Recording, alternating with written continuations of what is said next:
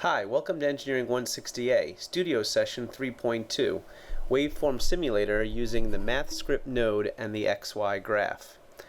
The tutorial objectives: we're going to develop a VI which acts as a data simulator.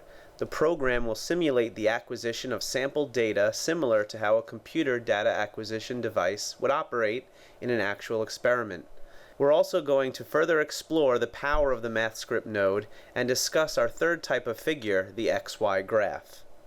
Before we start our VI, let's briefly introduce the concept of data sampling. To begin our discussion, we must first start with an analog signal. Let's assume for a moment we are trying to measure an oscillating pressure in a pipe. The pressure signal produced by the real world will be continuous in both time and in amplitude. Such a signal is referred to as an analog signal. For our example, we have here a sine wave with a frequency of 4, meaning there are 4 complete sine waves for every 1 second. When we collect data with a computer, we cannot acquire an infinite number of data points to reproduce a continuous signal. Instead, we collect data point after data point with some specified time between data points, denoted here by delta t. We more commonly express this information through the sampling frequency, which is defined as 1 divided by that delta t, and this tells you the number of acquired data points per second. Such a signal is discontinuous in time and referred to as a sampled signal. If we increase the sampling frequency, we increase the number of points and we better represent the acquired signal. We are typically bound by the speed of our data acquisition card in our computer and also by the amount of memory that we are using to store all of these data points. We may want to sample at a slower rate to save memory and to save money by purchasing a slower data acquisition board for our computer. Here we see that we have lowered the sampling frequency, yet we can still recognize that 4 Hz sine wave. If we lower the sampling frequency further, we have less points and it gets harder for us to reconstruct that 4 Hz sine wave, though we can still see that 4 Hz. There will be, however, a lower limit on the sampling frequency, below which we will lose the ability to reproduce our 4 Hz sine wave. To further complicate the situation, below this limit, we will misrepresent the signal as having a different frequency. Here we have misrepresented our 4 Hz sine wave as a 1 Hz sine wave, even though our 4 data points are from our 4 Hz signal. This misrepresentation is known as aliasing and must be avoided when collecting data. To be able to represent the acquired signal, the data must be sampled at a frequency which is greater than twice the highest frequency of the acquired signal. If not, aliasing will occur. This is known as Nyquist sampling theorem. Let's begin our data simulator VI. The purpose of the VI is to be able to generate a signal and then acquire that signal at a different sampling frequency and with a different number of samples to be acquired. In order to do this, we then want to have our certain controls, and those controls are: we want to have a number of samples, our sampling frequency. So let's go to numeric, and let's go to numeric control. Drop that down, and let's be able to input the number of samples to be taken. There's 1. Let's grab another one, and we want this to be the sampling frequency.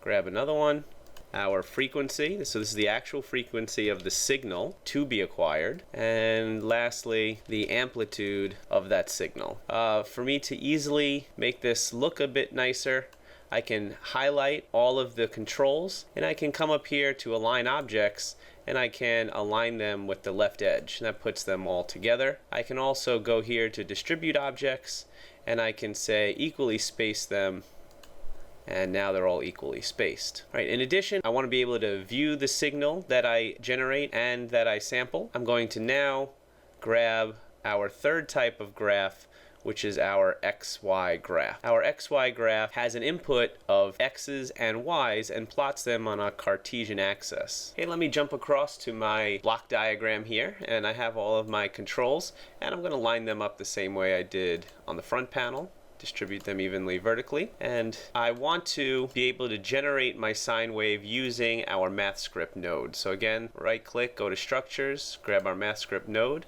and left click and drag, and now we have our node here where we can input lines of code similar to MATLAB. To begin, let's declare our time step, and our time step delta t, I'll put delta underscore t, is going to be equal to just 1 divided by my sampling frequency, which I'll put as f sub s for sampling frequency. I'll hit enter, create another line. We'll put our start, or the initial time to collect data. We're going to say that's at time equals 0. Then we need the step size between each data point. So our step, that's just going to equal to delta t. Then we will stop our code once we have acquired our number of samples, which we can write as n, our number of samples, minus 1 multiplied by our time step delta t.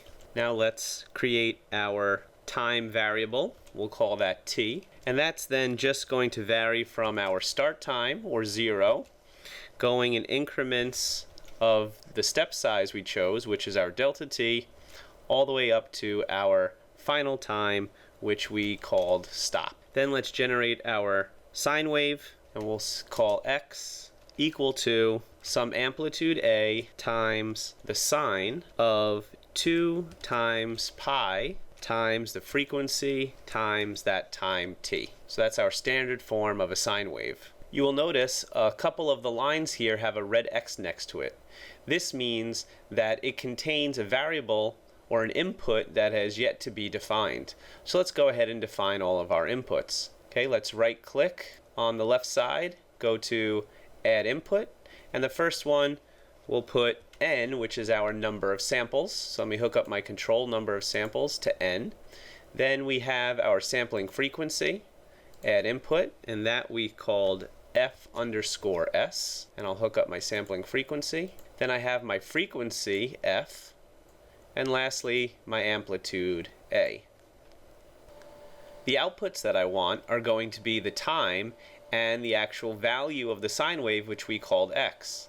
So on the right side, let me right click and go to add output and select t, and I'll add my second output, which is that value x, which is the value of the sine wave. To begin to plot our data, let's take a look at what the XY graph expects as an input. So let's hit Control H over my XY graph, and we see that it says for a single plot of an XY graph, you need to take your X array and your Y array and bundle them together, and then have them be output to our XY graph. So how do we do this bundle? Well, let's grab our palette, functions palette, we'll right click, we'll go to cluster, class and variant subpalette, and we have our bundle feature here. This will tie together or wrap up in a single wire our two arrays. So it said we wanted our X array in the first one, which is actually our x-axis is the time axis, so we'll put the t, and our y-axis is really our value of x, or the value of our sine wave. So we'll bundle them together, and the output of that can go into our XY graph. In addition to looking at the data on the XY graph, let's also take a look at the arrays themselves. So let's right click on the wire for t, and let's go to create and create an indicator, and it will create for us our array indicator for our time. And let's do the same thing for our X array, create indicator, and now we have our indicator for our array that generates our sine wave. Let's go back to our front panel and let's just rearrange these. Bring these over to the other side of my XY graph. Let me line them up. And now let's run this program, and let's do that for, let's have a number of samples of 100. Let's put a sampling frequency of 1,000, and the frequency of my sine wave will be 50, and the amplitude of that sine wave will be 5.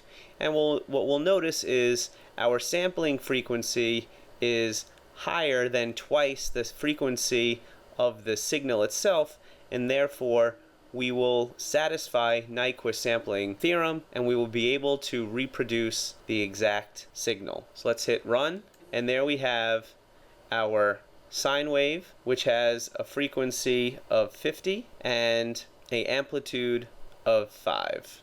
And that concludes the first part of our data simulator VI creation.